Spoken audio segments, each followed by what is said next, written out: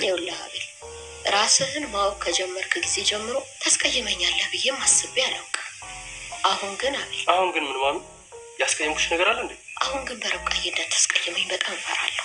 እንዴ ማም፣ ለምንድን ነው በሷ ማስቀየምሽ? ይኸውልህ አቤል፣ እሷን ያስቀየምክ ቀን እኔን አስቀይመኛል። እሷን ያጣህ ቀን ደግሞ እኔንም እንዳጣህ እወቅ። ኧረ ተይ ማም፣ እንደዚህ አትበይ። አንቺ እኮ እናቴ ነሽ፣ መቼም ላጣሽ አልፈልግም። ርብቃ ግን ሚስቴ ነች። በመሀል አለመግባባት ይፈጠሩ ልንለያይ እንችላለን። ሁለተኛ እንደዚህ እንዳትል።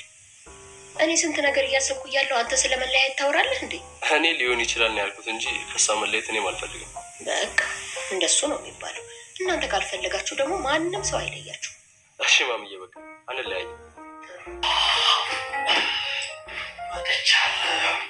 አንተ ዱርዬ፣ በቃ ዝም ብለህ ትዞራለህ አይደል? ኧረ ወፍ ማሚ፣ ልብሴን ላመጣ ሂጅ እኮ ነው እንዴ?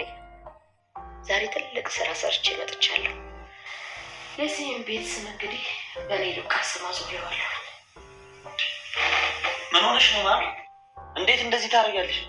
እሷ እኮ ባዳ ናት። እንዴት ነው የቤተሰብ ንብረት በእሷ ስም የሚሆነው? ዝም በል አንተ። እኔ እኮ ህፃን አይደለሁም። የማደርገውን ነገር ሁሉ እኮ አውቃለሁ። እሺ ቀጣዩ ምንድን ነው ታዲያ? እሱ ጊዜ ይፈልጋል። ግን በእናትሽ ያሳሰበኝ ነገር አለ። ምንድን ነው ያሳሰበ? ማሚ አሁን እንዴት ነው መተህ ልትቀበላት የምትችለው? አንተ ግን መጀመሪያ ውስጥ ተቀብሏታል? ምን ማለት ነው ደግሞ? ማለቴ አሁን ቁጭ ብለን ስናወራ ሚስቴ በሆነች ብላ እያሰብክ ነበር። እሷን ስታስብ በእሷ ሙሉ በሙሉ እርግጠኛ ነህ? ነገህን ከእሷ ጋር ስታስበው ደስተኛ ነህ? አይረዝምብህም? አቤል ራስህን አዳምጥ። ከሌላ ጊዜው በበለጠ ስለ እሷ ለማጥናት በደንብ ሞክር። ርብቃ ምንድን ነው የምትቀባጠሪው? አሁን ከክፍሌ ጭል ይበቃ። እሺ አቤል፣ በጣም ይቅርታ። ርብቃ ውጭልኝ አልኩሽ።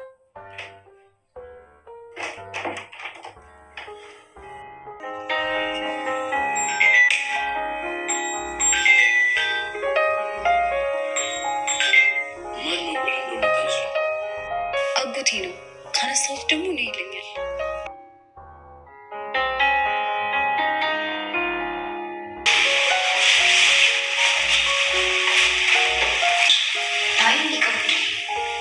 እንዴ ብርጭቆ መልበሽ እንጂ። አይ እንዲ አጎቴ ቤት ስላለ የማን ይለኛል?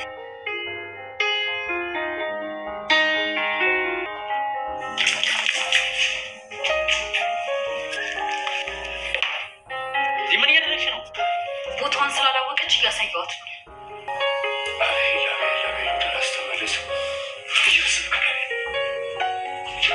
እንኳን ደህና መጣችሁ። ለዚህ ዩቲዩብ ቻናል አዲስ ከሆናችሁ ሰብስክራይብ፣ ቪዲዮ ከተመቻችሁ ላይክ እያደረጋችሁ ቤተሰብ መሆናችሁን አትርሱ። እናመሰግናለን። የአቤልን እናት ያስደነገጣቸው ያስደሰታቸው እንዲሁም ደግሞ አቤልን ደግሞ እጅጉን በጣም የሰማውን ነገር ማመን አቅቶታል። ምክንያቱም እሰይ እልልልል ርብቃ እያረገዘች ሲሉ እሱም ከደጅ ቆይቶ ሲገባ እጅግ በተደናገጠ ስሜት እያያቸው ነበረ። ከማን ያረገዘችው? ርብቃ ማናት? መቼ ከአቤል ጋርስ ተጋቡ? ርብቃ የመጣችው የቤት ሰራተኛ ሁና ነው። እንዴት ይሄ ነገር ተፈጠረ? ወይስ ርብቃ አሟት? ወይስ በሌላ ጉዳይ ነው? ወይስ እርግዝና? ባላጣሩት እማማ እንግዲህ ከደስታቸው የተነሳ አያት መሆን ስለፈለጉ ብቻ ርብቃና አቤል ያላቸው ግንኙነት ለብዙ ዓመታት እንዲቆይላቸው ከመፈለጋቸው የተነሳ እጅግ በጣም ምርጥ ምኞታቸው እልል እያሉ ልጅ ያረገዘች ሲሉ ነበረ። ለእዩ እየነገሩት ነበር። እዩም ደግሞ ግራ ተጋብቷል።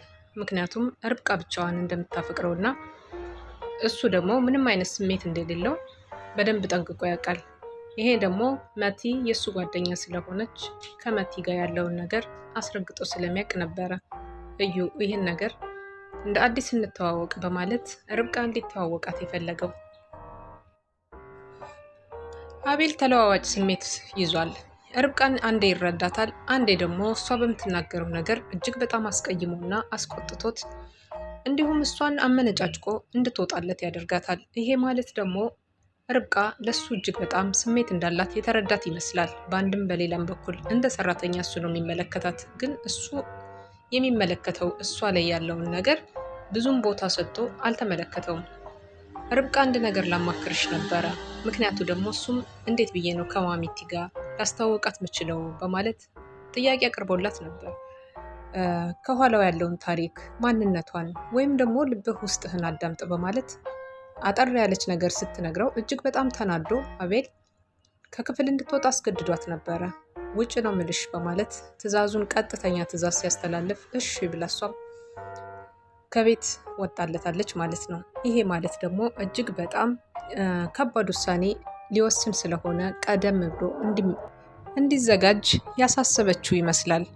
ርብቃ በነገረችው መሰረት አቤላም ወጣ ወረድ እያደረገ ስለ ትናንትና የነበረ የፍቅር ጉዟቸው ከመቲ ጋር ያሳለፉትን ነገር እያንዳንዱ ነገር ወደ ኋላ ተመልሶ እየተመለከተ ነበር። ስልክ ተደውሎላት አጎቴ ነው ባነሳው ደግሞ ነይ ይለኛል፣ ስለዚህ ከሄድኩ ደግሞ ቅር ይልሃል፣ አንተ አትፈልገውም የሚለውን ቃል አዳመጠው። ከዛም ወደ ኋላ ተመለሰ። በድጋሚ ሲመለስ ጃኬቱን አውልቆ ከርብቃ ወስዶ ነበርና ጃኬቱን አልብሷት ለርብቃ ቆይቶ ከርብቃ ጃኬቱን ወስዶ ከዛም በኋላ ለመቲ እንድትለብሰው እንዳይበርድሽ ብዬ ነው ሲላት፣ አይ አጎት ያለችውን ነገር ወደ ኋላ ተመልሶ አሰበ። አሁንም በድጋሚ ደግሞ ከርብቃ ጋር የነበረውን እንደዚህ ገፍትሮ ጥሏት ደም በደም ሆና እስከ ሆስፒታል ድረስ ሄዳ ሌላው ቀርቶ ለልብ ጓደኛዋ እንኳን ምንም ብላ አለመተንፈሷ አለመናገሯ ደግሞ እጅግ በጣም አስደስቶት ገርሞት እሷንም በአንድ በኩል ተመለከታት። አሁንም ወደ ራሱ ተመለሰና በድጋሚ ሌላውን ስሜቱን ማዳመጥ ጀመረ። ርብቃ የገባች ሰሞን አካባቢ ላይ አቤል እየበላ ምግብ ትን ይለዋል። ተሽቀዳድመው ሁለቱም ሴቶች ተነስተው ሄደው ነበር፣ መቲና እንዲሁም ደግሞ ርብቃ በፍጥነት ፈጥና በመምጣት ውሃውን ለአቤል አጠጣችውና አቀፍ አድርጋ ከኋላ እያየች ነበረ። ከዛም በኋላ መቲ ቀስ እያለች ነበር የመጣችው፣ አልፈጠነችም ነበርና የያዘችውን ውሃ በላያ ላይ ስትገለብጥባት እጅግ በጣም ተደናግጣም ነበረ። ይቅርታ መቲ አስቀየምኩሽ እንዴ በማለት ይቅርታ ስትጠይቃት እሱንም አስታወሰ። ቦታሽን እንድታቂ ብዬ ነው በማለት የተናገረችውን ንግግር እያንዳንዱ ነገር ወደ ኋላ ተመልሶ እያየ አቤል ወደ ራስ ተመለስ፣ ራስህን አዳምጥ እያለ ራሱን በመምታት ነገሮችን ሊያስተውልና ነገሮችን ለማየት እየሞከረ ይገኛል። አቤል ይሄን ነገር እያዳመጠ ራሱን ከመጣ ከተስተካከለለት ሁሉም ነገር እርግጠኛ ነኝ ማን እንደሆን ጥፋተኛ ወይም ከየትኛው ላይ ነው ጥፋት ያለው ማለቱ አይቀርም። አሁን ላይ እዩ ወንድሙ ነው። እዩ ማለት እጅግ በጣም ራስ ወዳድነት አብዝቶ እየሳቀ ከመሃላቸው ላይ ግን ልቡ የሻከረበት ፓርቲ እየታየ ይመጣል። አሁን ላይ ማሚቴ አሁን ቤቱን በርብቃ ስም አድርጌዋለሁ፣ ይሄንን የምንኖርበትን ቤት በርብቃ ስም አድርጌዋለሁ። እኔ መጣሁትኝ ከዛ ስመጣ ያንዳንዱን ነገር ለማስተካከል ነው፣ የአባቱን ንብረት አቤል አልሰበሰበም በማለት እጅግ በጣም የሚገርም ንግግር ተናግረው ነበረ። አቤል ይህንን ነገር አያውቅም። ለማንም ትንፍሽ ብለህ እንዳትናገር፣ እኔ የምሰራውን ነገር እኔ ያውቃለሁ፣ ህፃን ልጅ አይደለሁም በማለት ማሚቴም ሁሉን ነገር አስረግጠው ተናግረዋል ማለት ነው። ማሚቴ የተናገሩት ንግግር በትክክል ገብቶታል እዩ። ስለዚህ እዩ ያችን ዶክሜንት ከዚህ በፊት ይዟት የነበረችውን ዶክሜንት እርግጠኛ ነኝ ካገኛት አቤላ ይበላል ማለት ነው። መቲም በበኩሏ አንድ ሀሳብ አስባለች። ይሄ ያሰበችው ሀሳብ ደግሞ እጅግ በጣም ገራሚ ነው። እቤት ውስጥ ላይ ሰራተኛ ያስፈልጋልና ይህንን ሰራተኛ ደግሞ መቲ እንድታዘጋጅ አድርጓታል። ምክንያቱም የዚህ ሴራ የተሰራው በእዩ ነው። እዩ እማዬ ይችን ልጅ እኔ ልብስ ጠቢልኝ ወይም ደግሞ የሆነ ትዕዛዝ ለማዘዝ እየከበደች ነው፣ ስለዚህ እዚህ ቤት እስካለሁ ድረስ ለማዘዝ እንዲመቸኝ ለምን ሰራተኛ አይኖርም በማለት ይህን ጥያቄ አቅርቦ ራሱ ሄዶ ሰራተኛውን አምጥቷል። ማሚቴም ለአቤል እንግዲህ ከዚህ በኋላ አጋዥ አምጥቻለሁኝ ርብቃን የምታግዛት ናት በማለት ቤተሰቡን አስተዋውቀዋታል። የመጣችው አጋዥ እጅግ በጣም ቀልጣፋና እንዲሁም ደግሞ ድንጋይ ከማሞቅ ይሻላል ያለችው ስራ አማራጭ ነው ማለት ነው። ጠቀም ያለ ገንዘብና እንግዲሁም ደግሞ የጓደኝነት ውለታ ታክሎበት ነው ወደዚህ ቤት ስትገባ መቲ ያዘጋጀችላትን የነገረቻትን አድርጌ ያለቻትን ነገር ልታደርግ እዛ ቤት ውስጥ ያለውን ስለላ ሁሉንም ነገር ልታካሄድ ነው የገባችው እቺ ሰራተኛ። ይሄ ማለት ደግሞ እጅግ ቤቱ ፈተና ውስጥ ይሆናል ማለት ነው። ማሚቴም ከጥቂት ጊዜ በኋላ ጉዳያቸውን ጨርሰው እንደሚመለሱ ተናግረዋል ማለት ነው። ማሚቴ ከሄደች እጅግ በጣም ብዙ ፈተናዎችና ብዙ ውጣ ውረዶች ቤት ውስጥ ይስተናገዳል ማለት ነው። አንደኛ አቤላ ብዙ ነገሮችን አይረዳም። የመቲ ፍቅር አይኑን ሸፍኖታል። መቲ ደግሞ የምታፈቅረው የገዛ ወንድሙን የአቤልን ወንድም እዩን ነው የምታፈቅረው። እዩ ደግሞ አይፈልጋትም መቲን። እጅግ በጣም የሚገርመው ነገር ውስብስብ ያለ ነው ሁሉም ነገር ማለት ነው።